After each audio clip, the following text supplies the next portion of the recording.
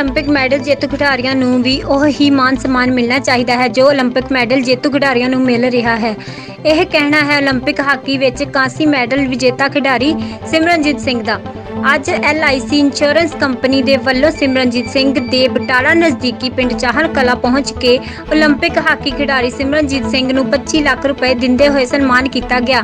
इस मौके कंपनी के वड्डे अधिकारियों ने खुद हाकी खिडारी सिमरनजीत सिंह के घर पहुंच के 25 लाख रुपए का चैक दिता।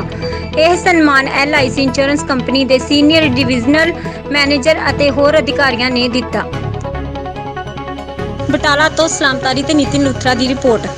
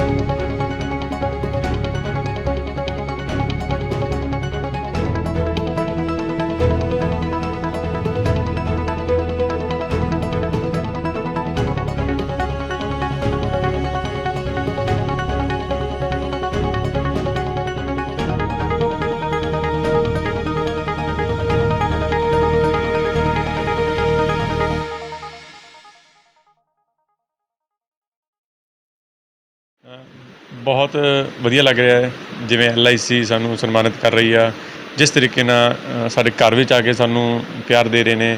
मैं समझदा इस पूरे इलाके दे LIC फैमिली वालों बहुत बहुत धन्नवाद करदा। पूरी LIC टीम नू सीनियर ऑफिसर्स आए ने, इन्हां दा बहुत बहुत धन्नवाद करदा। नौजवान पीढ़ी नूं की कहना चाहुंदे अजकल खेडां नाल जी जिन्ना ज़्यादा तो ज़्यादा नौजवान यंगस्टर्स हॉकी या किसी भी स्पोर्ट्स नाल जुड़नगे आने वाले टाइम ते इंडिया का स्पोर्ट्स लैवल तुसीं देख सकते हो कि ग्राफ उपर जा रहा है तो देश का नाम रोशन करनगे भी। सिमरनजीत जी ओलंपिक जित के ਜਿਹੜੇ ਪਲੇਅਰ ਆਏ ਨੇ ਉਹਨਾਂ ਨੂੰ ਕਾਫੀ सम्मान मिल रहा पर ਜੇ ਗੱਲ ਕੀਤੀ ਜਾਵੇ ਪੈਰਾ ओलंपिक्स ਦੀ ਉਹਦੇ ਵਿੱਚ ਵੀ ਸਾਡੇ ਦੇਸ਼ ਦੇ ਖਿਡਾਰੀਆਂ ਨੇ ਤਗਮੇ ਜਿੱਤੇ ਨੇ ਪਰ ਸਰਕਾਰਾਂ ਦੇ ਵੱਲੋਂ ਕੋਈ ਵੀ ਉਹਨਾਂ ਨੂੰ ਸਨਮਾਨ ਨਹੀਂ ਕੀਤਾ ਜਾ ਰਿਹਾ, ਚਾਹੇ ਉਹ ਨਗਦ ਰਾਸ਼ੀ ਦਾ ਹੋਵੇ ਜਾਂ ਕੁਝ ਵੀ ਹੋਵੇ। नहीं जी हर गवर्नमेंट की अपनी पॉलिसी होंगी है, policy is always there, but यह है कि जदों असीं भी खेल रहे सी ते सरकारां उस टाइम प्लेयरां दा माइंड डिस्ट्रैक्शन दे करके कुछ अनाउंसमेंट्स नहीं करदियां कि बच्चों का माइंड डिवर्ट होंदा है ड्यूरिंग टूरनामेंट्स दे विच।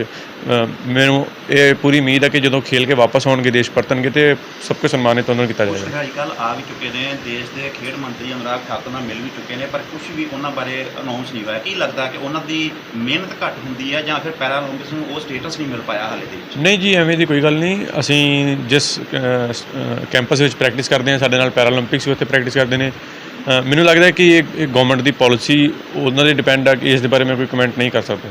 सिमरनजीत की कहना चाहता है गवर्नमेंट को पैरा ओलंपिक्स प्लेयरां नूं लैके? जी जिस तरह उन्होंने परफॉर्मेंस दी है इस ओलंपिक्स में, मैं समझदा कि सानू उन्होंने तो बहुत मोटिवेशन मिली है।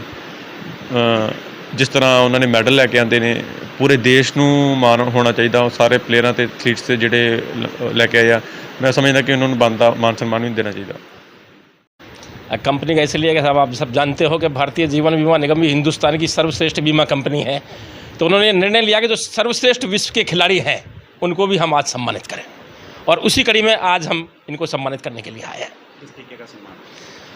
अब वैसे तो सम्मान का कोई तरीका होता नहीं है और न ही सम्मान की कोई वैल्यू होती है, कोई कीमत होती है, लेकिन फिर भी हम 25 लाख रुपए का छोटा सा टोकन मनी देके आज हम इनको सम्मानित कर रहे हैं। दूसरे प्लेयर जो ओलंपिक्स में जीत के आए उसके लिए भी कंपनी कुछ करेगी? उनके लिए हमने किया है। अभी तक भारतीय जीवन बीमा निगम में जितने भी हमारे हॉकी के खिलाड़ी जीत के आए हैं सबने 25-25 लाख रुपए का सम्मान सबने दिया है। कंपनी पैरा ओलंपिक्स के प्लेयर जो जीत के आ रहे हैं उन्होंने वास्ते कुछ करेगी क्योंकि सरकार ने हाले तक उन्होंने कुछ अनाउंस नहीं किया। अब उसमें सर हम यहाँ तक का बता सकते हैं, बाकी अगर ऑल ओवर इंडिया की बात करें तो हमारे जो केंद्रीय कार्यालय है वो इस पर कुछ टिप्पणी कर सकते हैं। आप खुद क्या समझते हो पैरा ओलंपिक्स प्लेयर का सम्मान होना चाहिए? होना चाहिए और निश्चित रूप से होना चाहिए और हर एक को इनके ऊपर गर्व होना चाहिए और हर एक को आवाज़ बुलंद करनी चाहिए कि इनका सम्मान हर स्तर पर होना चाहिए। देखो जी मेरे हिसाब नाल ते जिहड़ा वो पैरा ओलंपिक्स दे विच जिहड़ा लैके आए मैडल लैके आए आ, जिन्ना मान सन्मान इन्हां नूं दित्ता जा रहा जो ओलंपिक दे विच मैडल लैके आए अपने खिडारी, ਮੇਰੇ ਤੇ ਸਰਕਾਰਾਂ ਨੂੰ ਇਹੋ ਕਹਿਣਾ ਹੋਊਗਾ ਵੀ ਉਹਨਾਂ ਨੂੰ ਵੀ ਓਨਾ ਹੀ ਮਾਨ ਸਨਮਾਨ ਦਿੱਤਾ ਜਾਵੇ। ਜਿਹੜੀ ਪਨੀਰੀ ਤਿਆਰ ਕਰਦੇ ਨੇ ਕੋਚ, ਹਾਂਜੀ, ਹਾਂਜੀ। ਪਨੀਰੀ ਤਿਆਰ ਹੁੰਦੀ ਹੈ, ਪਲੇਅਰ ਬੰਦਾ ਫਿਰ 올림픽 'ਚ ਮੈਡਲ ਜਿੱਤ ਕੇ ਆਉਂਦਾ, ਹਾਂਜੀ, ਪਰ ਹਾਂਜੀ। ਜਿਹੜੇ ਕੋਚ ਤੁਹਾਡੇ ਵਰਗੇ ਪਨੀਰੀ ਤਿਆਰ ਕਰਦੇ ਆ, ਹਾਂਜੀ, ਹਾਂਜੀ। ਸਰਕਾਰਾਂ ਉਹਨਾਂ ਨੂੰ ਕਿਉਂ ਅਣਦੇਖਾ ਕਰ ਦਿੰਦੀਆਂ? ਕੀ ਕਹਿਣਾ ਚਾਹੁੰਦੇ ਹੋ ਸਰਕਾਰਾਂ ਨੂੰ?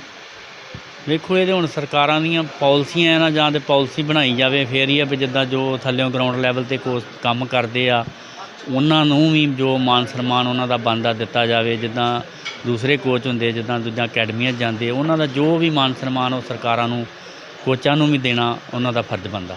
ਤੁਹਾਨੂੰ ਲੱਗਦਾ ਕਿ ਜਦੋਂ ਉਹਨਾਂ ਕੋਚਾਂ ਦਾ ਵੀ ਸਨਮਾਨ ਹੋਣ ਲੱਗਾ ਤੇ ਹੋਰ ਵਧੀਆ ਪਲੇਅਰ ਨਿਕਲ ਕੇ ਉੱਭਰ ਕੇ ਸਾਹਮਣੇ ਆਉਣਗੇ? ਜਦੋਂ ਕੋਚਾਂ ਦਾ ਮਾਨ ਸਨਮਾਨ ਹੋਊਗਾ ਤੇ ਉਹ ਜਿੱਦਾਂ ਕੋਈ ਹੋਰ ਪਿੰਡਾਂ ਦੇ ਵਿੱਚ ਕੋਚ ਟ੍ਰੇਨਿੰਗ ਦਿੰਦੇ ਆ, ਉਹ ਹੋਰ ਬਹੁਤ ਵਧੀਆ ਲਗਨ ਤੇ ਮਿਹਨਤ ਨਾਲ ਟ੍ਰੇਨਿੰਗ ਕਰਾਉਣਗੇ। ਉਹ ਕਹਿਣਗੇ ਵੀ ਹਾਂ ਵੀ ਇਹਨਾਂ ਕੋਚਾਂ ਨੂੰ ਮਾਨ ਸਨਮਾਨ ਪੰਜਾਬ ਸਰਕਾਰ ਦੇ ਰਹੀ ਆ ਤੇ ਅਸੀਂ ਵਧੀਆ ਪਲੇਅਰ ਤਿਆਰ ਕਰਕੇ ਇੰਡੀਆ ਦੀ ਝੋਲੀ ਵਿੱਚ ਪਾਈਏ। ਆਉਣ ਵਾਲੇ ਸਮੇਂ 'ਚ ਸਾਨੂੰ ਵੀ ਮਾਨ ਸਨਮਾਨ ਦਿੱਤਾ ਜਾਵੇ।